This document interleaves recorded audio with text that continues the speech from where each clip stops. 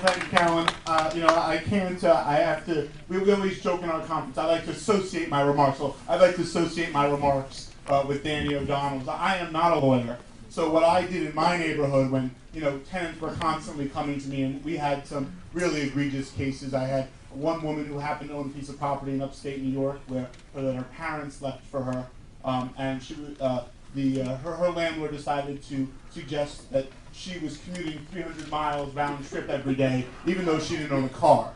We got that case thrown out. But it made us recognize just how important this is and how important it is to protect tenants. So I got a bunch of friends of mine who are lawyers together, and I said, do something good for once with your lives, and come volunteer your time for me. Volunteer. So every Monday, every first Monday of every month, we have a free tenants clinic.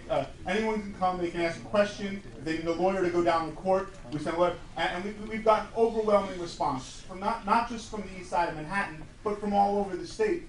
That's how much tenants feel, under threat here. And for me, this is very important because I see my neighbors in the room. I see people like Elizabeth Ryman. I see people like Jeff Gold. I saw Kenny Schaefer before. People who are my neighbors, who live in my neighborhood, and that's what worries me. I don't want to see my neighbors evicted.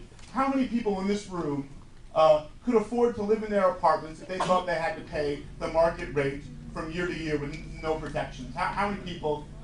I see it's overwhelming. So that's the answer for why we need to protect our rent laws. And Anderson asked before, would we do a newsletter? Well, I already do a newsletter. It's 8.5 by 11, 8.5 by 14. We have so much information in this newsletter about your rights as a rent-stabilized tenant that we had to do 8-point font. And this is my most popular newsletter. Every time I mail this newsletter out, updating it to let tenants in my district know, everyone comes to my assemblyman, I need more of them, I need more of them, I need more. You would think there were coupons in this or something.